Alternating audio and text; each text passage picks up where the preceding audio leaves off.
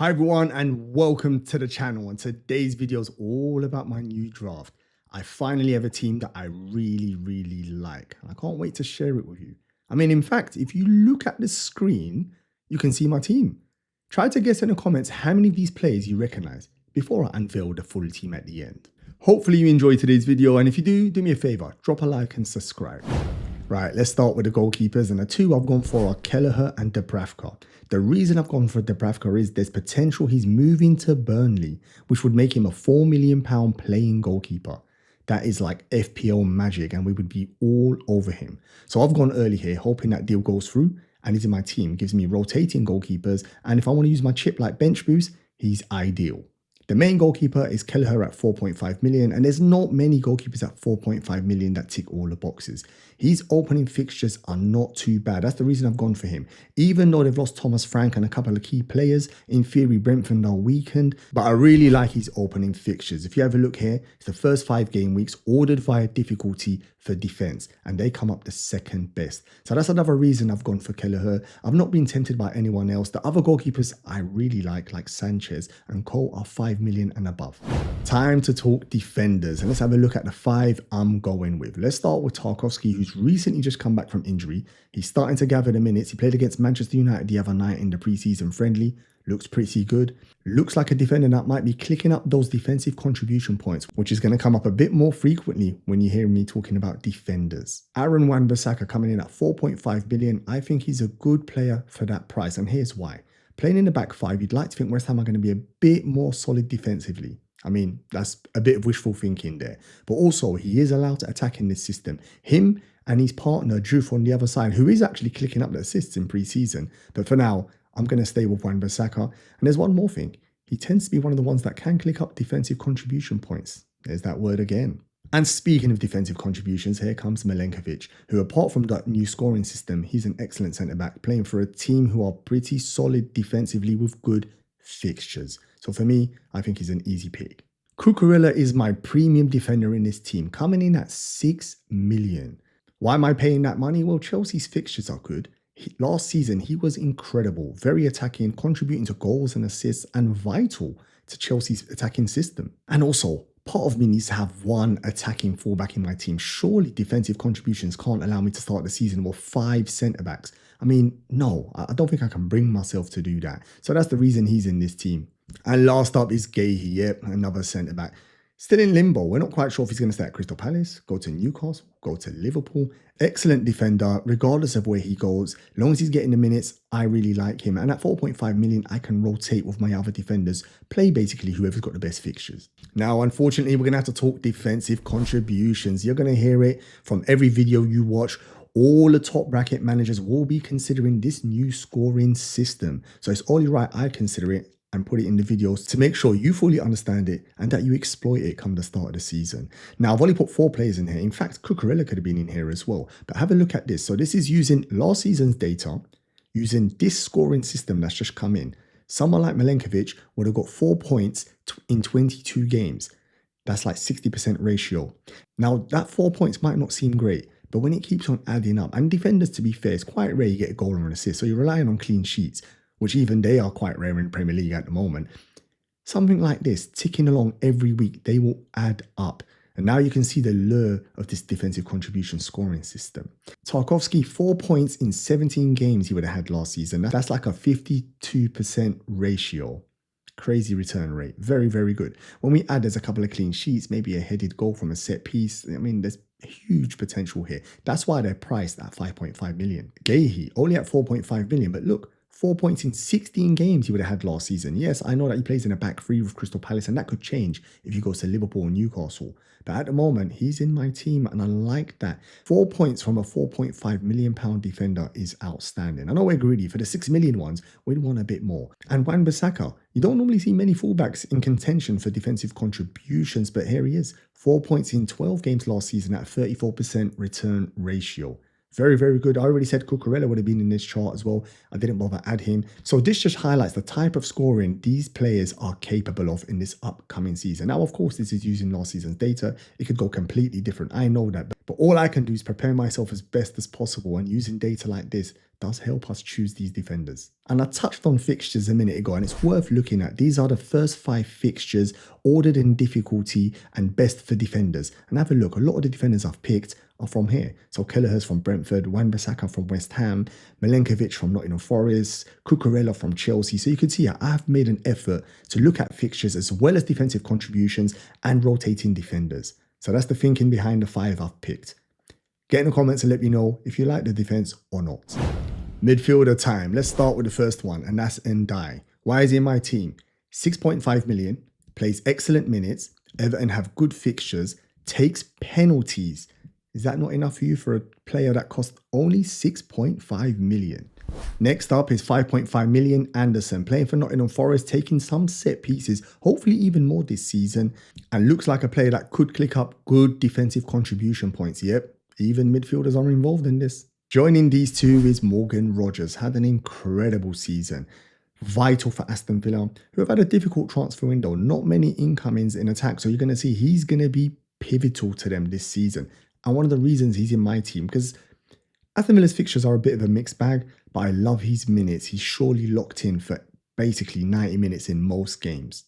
And lastly is the 2 expensive premiums in my team, Cole Palmer and Mohamed Salah. Now, both of these joined my team. Reason is for captaincy rotations, give me opportunities to pick the best fixtures. And I'm not going to go in too much detail into that because I've done a full video for you regarding my premium strategy. So things like rotation, captaincy, chip strategy, and what can I do when they both have a horrible fixture, which does happen a couple of times at the start of the season. All explained in this video, so it's worthwhile checking out if you're still not 100% sure on your premium strategy. And lastly, it's time to talk forwards, and the 3 I've gone for. Let's start with Mark Gahey, the cheap 4.5 million striker, could become a gem. There's potential for him to be loaned to Sunderland, and if he does, especially if he starts for them, again, it allows us to use bench boost, then we've got a play-in cheap attacker. Also, it means I can rotate him in certain games, and maybe when Sunderland have got an easy fixture, I could play him. But that remains to be seen whether it happens and whether even if he becomes the main guy if he does go there. The main man is Ollie Watkins. Super consistent in the Premier League. It'll be a shame if Aston Villa do lose him. There is chat of Manchester United and other teams looking at him. But as long as he stays here and his minutes are good, he is locked in for me. There's 2 reasons. Like I said a minute ago, super consistent in the Premier League. He delivers, even though Aston Villa's opening fixtures are not the easiest. He's just one of those set and forget forwards. Put him in your team and you know the returns will be coming. The second reason I like him in my team is structure-wise. £9 million means if another forward, say someone like Gyökeres, pops off and all of a sudden I want to go there. Say he gets a goal and assist against United, takes a penalty, you never know. And then next up is Leeds. If I want to go there, I have the option without having to do a -4 and breaking my structure. The money's already in place. So that's definitely one of the reasons I like Ollie Watkins even more. And last up, it's Bowen. He's been reclassified as a forward this season, which is not too bad, especially as the forward options are a bit hit and miss. I really like him. Maybe a bit more money than I wanted to spend in my team structure. He's 8 million, but I really like him. The opening fixture is gorgeous, Sunderland. After that, they're not the easiest fixture, even I'll be honest there. But he's the talisman of this West Ham team. He has been for some time, and he gets the good quality minutes as well. And at the start of the season, I want as many players with less rotation risks as possible. Otherwise, there's other forwards I really like. For example, João Pedro at Chelsea, 7.5 million. Like incredible, cheap striker, started a Club World Cup Championship, excellent, like fitted in straight away with some lovely finishes. His problem is, what about Dilap? Dilap could be coming on the 70th minute, 65th minute, takes one bad game. Does Dilap have the shirts? There's a couple of unknowns for me. I don't have that confidence. He was in my first draft. He's one of the ones I've moved away from. Again, Chris Wood.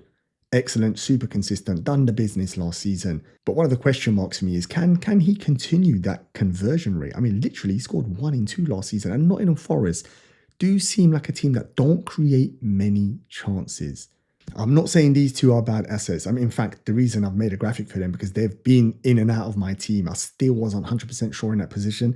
At the moment, Bowen has got the shirt. What do you think about my strike force, Bowen and Watkins? Let me know in the comments. And to finish off, it's the starting 11 for game week 1, plus a quick rating of this team. Kelleher in goal versus Nottingham Forest away. Not ideal, but I'm going to have to take it. Back 4 is Milenkovic, Cucurella, Tarkowski, and Wan-Bissaka. Midfield 4 is Mohamed Salah, who's captain, Palmer, vice-captain, Ndiaye and Rodgers. Up top is Bowen and Ollie Watkins.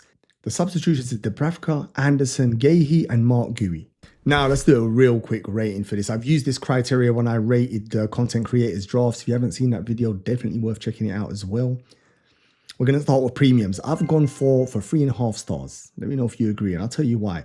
Me personally, I like this combination of premiums because it allows me to have two heavy hitters, Palmer and Salah, which I can rotate with. And on games where they do come unstuck, they either play each other or have a difficult fixture, I've got someone like Ollie Watkins who has good fixtures, so there's a rotation there. Penalty takers, I've gone 3.5 stars. I could have had a bit more here, but I've got Mohamed Salah, Palmer, and Ndiaye. Those three are certified penalty takers. Ollie Watkins can take penalties. Some dispute regarding Tielemans there, but I think Ollie Watkins is the penalty taker. And Bowen could be a penalty taker. I'm not sure if Paqueta's going to take the penalties if he's on the pitch. But anyway, 3.5 stars. It could have been more. Could have had 5 or 6 certified penalty takers. For balance, I've gone 4 stars. And the reason for that is the team is pretty balanced. What I mean by that is I've got a premium in midfield, I've got a premium in defense, and I've got a premium up front. So there's good balance there. I can move. The team structure allows me to make most changes. Of course, things like Haaland make it very difficult. Couldn't do that with one change. But the rest of the players, if I need to get there, I can get there. For the bench, I've gone 4 stars. The reason for that is I've got 2 playing substitutes, which is quite rare. I normally have 1, to be honest, to start the season, but that cost me last year, so I didn't do that again. I've got 2. Anderson and Guehi should be playing good amount of minutes, and it's possible my third cheap sub, if he becomes the main man at Sunderland, if that loan goes through, I might have 3 playing subs, which is excellent for rotation, or you pick up injuries. It's good to have those substitutes. For minute risks, I've gone 4 stars. The reason for that is look at this starting 11, and in fact, the first 2 subs. The majority of them should be 90 minutes, which is a huge tick. I was close to being 5-star in this one. I reckon if my third sub was someone that was 4.5 million or someone that was certified to play near 90 minutes, that would have been 5 stars. And lastly, overall, I've gone 3.5 stars, which might seem pretty strict considering I've got a couple of 4 stars in that rating. But the reason for that is I've tried my best to make this team balanced and cover all the good opening fixtures. But as you can see here, I have no Arsenal assets. Yes, they have difficult fixtures, but in game week 2, they have Leeds. And Arsenal, one of the best teams in Europe. What if they turn it on? All of a sudden, I'm not covered well at all. The other issue is no Manchester City, no Haaland, no Marmoush, no Aït-Nouri. These are players I really like, and I couldn't get them into my team. At one stage, I was playing around with Cucurella versus Aït-Nouri. Maybe a couple more preseason games with Manchester City might give me the confidence, but I'm not sure with the minutes. Is Vardy going to play there? You could say the same thing with Cucurella, with Chelsea just splashing out near 40 million for Hato, who is a centre-back that can play left-back. Something for me to consider. So these are some of the reasons why I've not gone higher. 3.5 stars. Get in the comments and let me know if you agree with my scoring. I hope you enjoyed the video, but get in the comments and let me know what you think of my draft. And while you're there, type in your draft and I'll rate it. Before you jump off to the next video, do me a favor, drop a like and subscribe. I'd really appreciate that. I'm trying to reach 2,000 subscribers and I can only do that with your help. On that note, listen, I'll see you on my next video.